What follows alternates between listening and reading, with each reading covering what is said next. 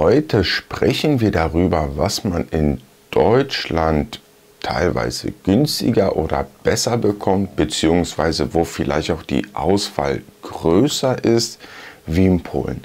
Das und vieles mehr gleich nach dem Intro.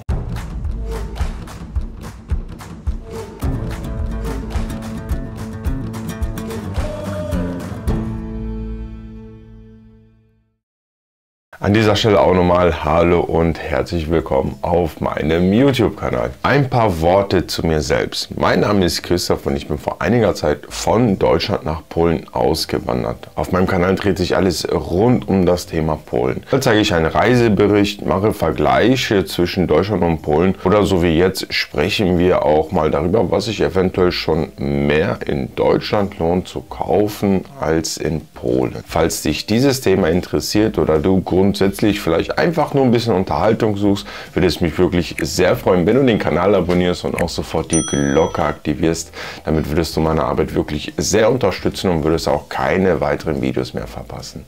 Vielen lieben Dank dafür. Wir kommen jetzt auch schon zum Hauptthema und sprechen über die Preise in Deutschland und in Polen und vergleichen die wirklich mal miteinander. Und ich bin mir sicher, dass der ein oder andere sich hier sehr stark wundern wird, was in Deutschland günstiger ist, oder man kann sogar schon sagen, teilweise grundsätzlich in Deutschland günstiger ist wie hier in Polen. Deswegen könnt ihr auf jeden Fall gespannt sein. Ich möchte mit diesem Video vielleicht auch ein bisschen mit dem Klischee aufräumen und einfach mal sagen, dass Polen wirklich nicht ein günstiges Land ist oder ich sage jetzt mal, wie man gerne sagt, ein Billigland ist. Es ist richtig, dass man hier viele Produkte günstiger kriegt wie in Deutschland. Vor allem, wenn man jetzt zum Beispiel als Tourist nach Polen kommt, dann kriegt man schon das ein oder andere Produkt günstiger. Und man muss auch sagen, dass viele polnische Produkte günstiger in Polen sind, also das heißt Produkte, die in Polen hergestellt werden und hier danach auch verkauft werden, in Polen günstiger sind wie in Deutschland. Aber es gibt auch in der Tatsache Produkte, und das habe ich auch herausgefunden,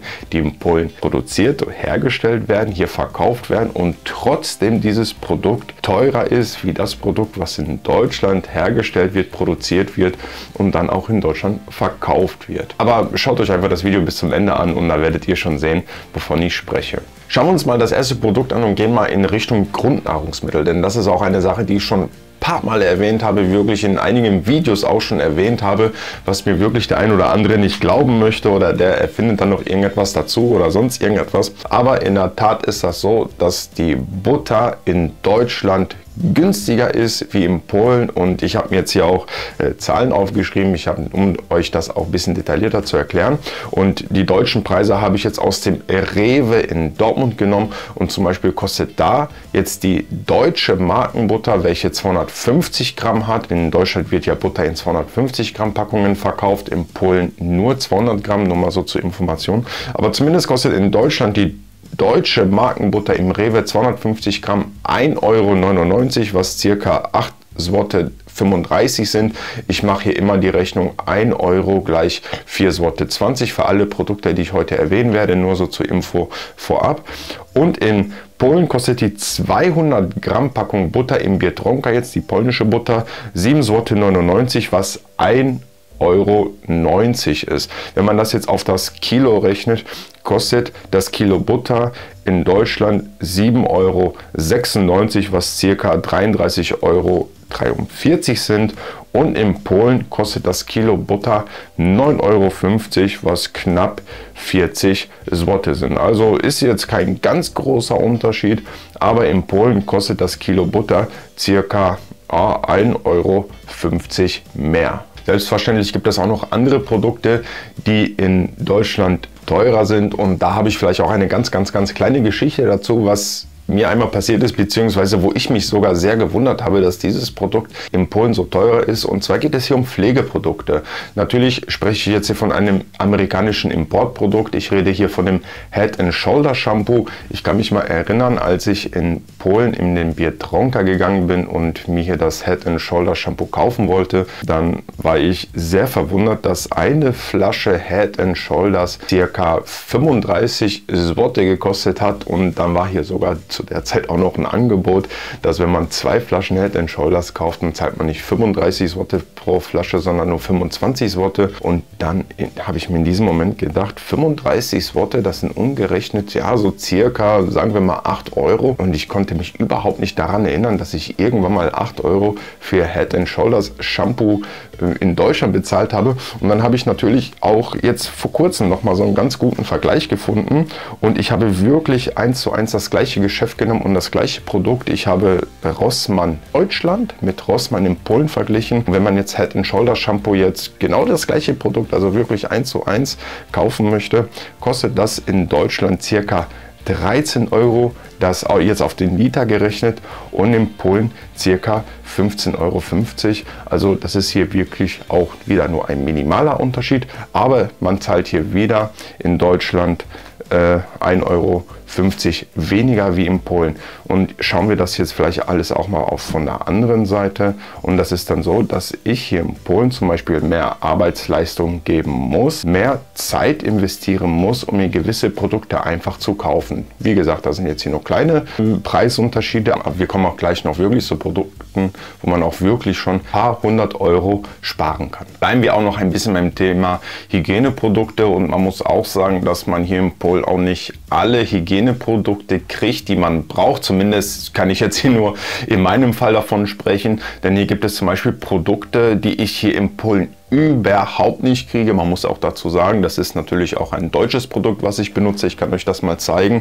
Ich benutze hier immer Duschgel der Firma CD, und das ist jetzt hier auch nicht irgendwie handelsüblich, auch nicht, wenn man hier in den Rossmann geht oder so. Das ist zum Beispiel etwas, was ich mir mal regelmäßig von meinen Eltern per Post zukommen lasse, denn so eine Flasche kostet in Deutschland, ich weiß jetzt nicht ganz genau, aber so um die 2 Euro, was so circa 8, 9 Sorte ist jetzt umgerechnet, und sowas kriegt man hier nur, wenn man das jetzt zum Beispiel aus dem Internet bestellt. Oder hier gibt es auch so, ich weiß nicht, ob man das jetzt deutsche Geschäfte nennen kann, aber so kleine Läden, die halt hier deutsche Pflegeprodukte, Chemikalien und auch deutsche Süßigkeiten verkaufen. Ich habe hier sogar so ein Geschäft hier bei mir um die Ecke, und da kostet hier zum Beispiel so eine Flasche um die 12, 13 Sorte, was dann umgerechnet circa 3 Euro sind.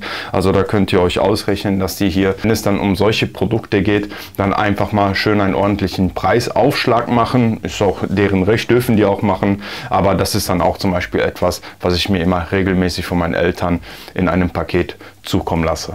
Weitere Produkte, wo ihr in Deutschland ordentlich Geld sparen könnt, und nicht nur Geld sparen, sondern man muss auch sagen, dass in diesem Bereich Elektrogeräte in Deutschland die Produkte, ich sage jetzt mal, früher auf den Markt kommen. Das heißt, wenn zum Beispiel ein neuer Fernseher irgendwie auf den Markt geschmissen wird von der Firma Sony, Samsung oder welche Firma auch immer, könnt ihr euch schon jetzt nicht immer, aber in sehr vielen Fällen sicher sein, und ich habe dazu auch mal ein Video gemacht, findet ihr unten in den Kommentaren, dass in Deutschland zum Beispiel ein Produkt circa 6 Monate früher auf dem Markt ist. Also sprich, der Fernseher ist, sage ich mal, heute in Deutschland auf dem Markt, und in Polen kommt er erstmal circa 6 Monate später auf den Markt. Also das sind Sachen, die ich selber beobachtet habe, denn ich habe mir in der letzten Zeit sehr viele Elektrogeräte geholt, und da ist mir das auch sehr stark aufgefallen.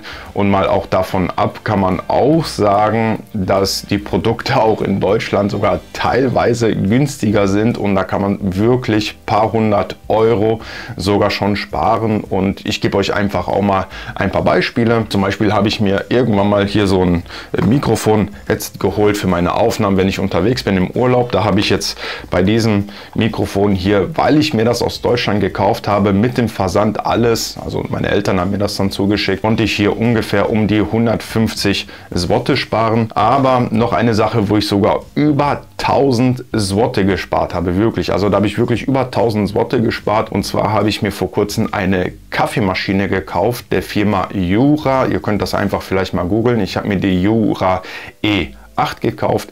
Die kostet hier in Polen, wenn ihr ganz normal ins Geschäft geht oder auch im Internet einfach mal schaut, zwischen 5 und 5.500 Swotte, was auf den Euro so ungefähr 1200, 1300 Euro sind.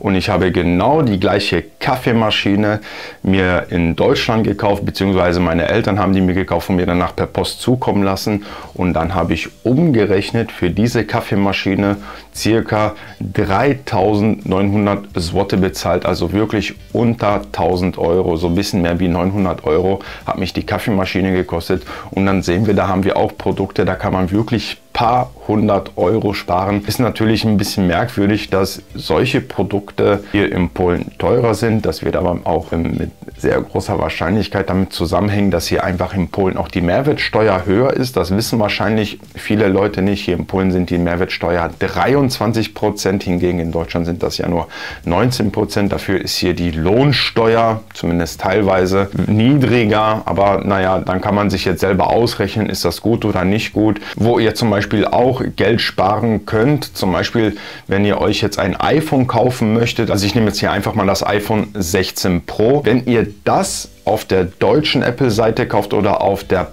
polnischen Apple-Seite, da habt ihr da schon wirklich einen Unterschied von 60 Euro. Überlegt mal, 60 Euro Preisunterschied, nur weil ihr das in Polen kauft oder in Deutschland kauft. Und wenn ich jetzt zum Beispiel in meinem Fall, man kann jetzt iPhone mögen oder nicht, aber 2 iPhones kaufen würde, also für mich und meine Frau, dann spare ich da schon über 120 Euro. Ja, 120 Euro ist hier für mich so circa eine Woche einkaufen gehen. Und da kann man dann halt einfach sehen, wie das hier dann aussieht, dass vor allem die Produkte hier teurer sind und zum Zweiten hier die Löhne um die Hälfte weniger sind. Das heißt, wenn ich mir ein iPhone kaufen möchte, muss ich ja im Prinzip doppelt so viel Arbeitsleistung bringen, beziehungsweise doppelt so viel Zeit investieren, um mir dieses Handy kaufen zu können. Eine dritte Sache, die mir hier aufgefallen ist, was in Deutschland sogar jetzt nicht in allen Fällen, aber in sehr vielen Fällen teilweise günstiger ist, sind zum Beispiel Gebrauchtwagen. Und ich habe da sogar ein sehr gutes Beispiel, weil ich hatte damals einen Mazda 3 und ja, ich habe den hier verkauft und natürlich habe ich dann einfach mal so einen Vergleich gemacht, wie der derzeit gehandelt wird. Das ist ja normal, wenn man ein Auto verkaufen möchte, dass man auch mal schaut, wie ist der Wert derzeit. Und dann hat man dann einfach mal so geschaut, weil das war auch schon ein älterer Mazda, ich glaube ungefähr um die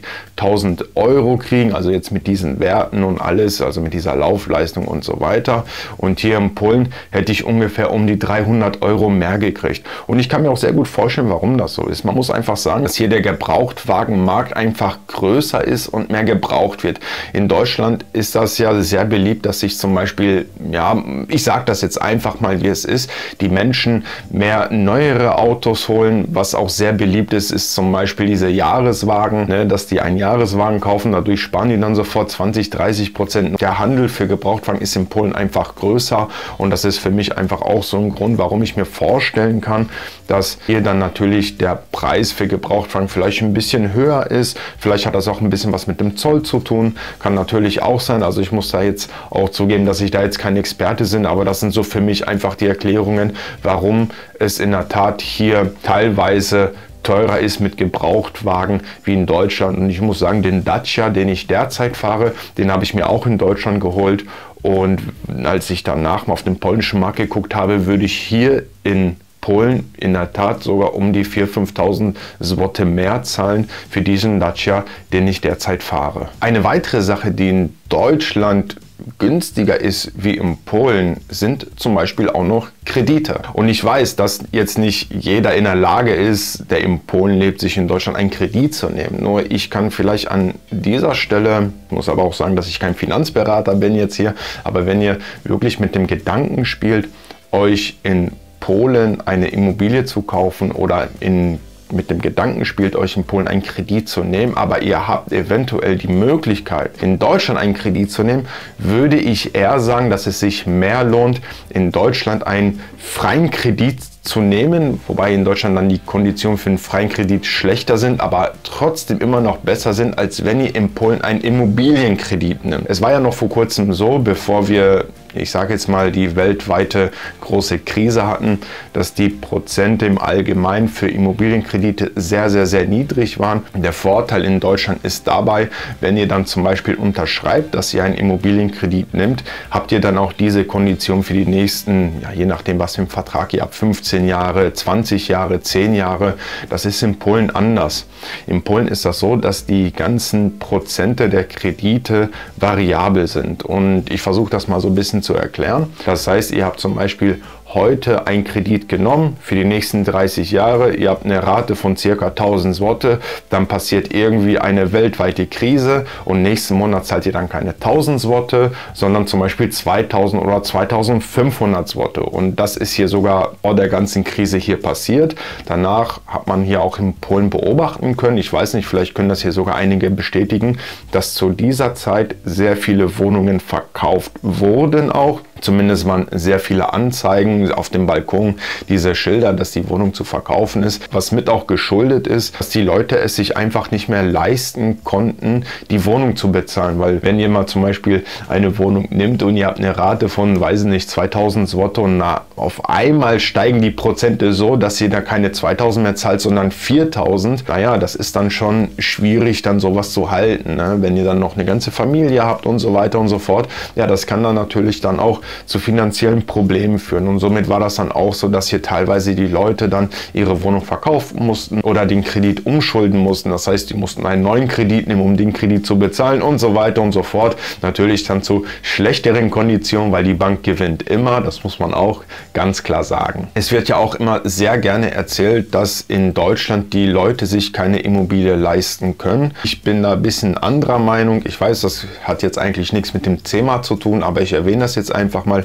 Ich bin der Meinung, dass der Deutsche sich eine Immobilie leisten kann. Nur hier ist der Charakter der Deutschen vielleicht auch ein bisschen anders, dass der Deutsche sich nicht so stark darauf fixiert, ein ganzes Leben zu arbeiten, um eine Wohnung sich zu kaufen. Und hier in Polen ist das ein bisschen anders. Das hat vielleicht auch ein bisschen was mit der Mentalität zu tun, dass die Leute das hier so, ich nenne das jetzt mal so, beigebracht gekriegt haben, dass die sich eine Wohnung kaufen müssen, dass sie die danach haben, damit die einfach eine sichere Wohnung haben. Das ist ja auch so ein bisschen was mit der Mentalität. Problematisch wird das hier einfach nur, ihr könnt euch das ja mal selber ausrechnen, dass zum Beispiel in Deutschland der Rentner sich eine Wohnung mieten kann. Wenn der polnische Rentner hier aber zum Beispiel kein Eigenheim hat und muss sich eine Wohnung mieten, dann gerät er in ganz starke finanzielle Probleme. Deswegen bin ich schon der Meinung, dass der Deutsche sich schon eine Wohnung leisten kann, also jetzt auch mit Kredit und alles. Er macht das nur nicht, weil der Deutsche sich einfach nicht 30 Jahre verschulden möchte und seinen ganzen Lohn für eine Wohnung ausgibt. Das sind die Punkte, die meiner Meinung nach in Deutschland günstiger sind wie in Polen. Selbstverständlich gibt es noch mehr Produkte, die man in Deutschland besser bekommt, die in Deutschland günstiger sind. Nur wenn ich hier wirklich auf alles Einzelne eingehen würde, da könnte ich hier wirklich noch die nächste Stunde hier ein Video machen, denn hier gibt es wirklich noch einiges, was vielleicht ja lohnenswert ist, sich in Deutschland zu kaufen, anstatt in Polen, wenn man irgendwie die Möglichkeit dazu hat. Aber ich denke, das, was ich jetzt hier so gerade erwähnt habe, das sind auch Sachen, wo ich auch ein bisschen aus eigener Erfahrung davon spreche, wo ich mich auch selber damit ein bisschen befasst habe und informiert habe, weil ich halt einfach in dieser Situation war. Und deswegen war das auch etwas, was ich hier so gerne erzählen wollte. Falls du selber auch noch Produkte hast, wo du sagst, ja, das wäre etwas, was man zum Beispiel jetzt auch in Deutschland günstiger oder besser bekommt wie in Polen, kannst du es mich mal sehr gerne in den Kommentaren hinterlassen. Das würde mich sehr interessieren.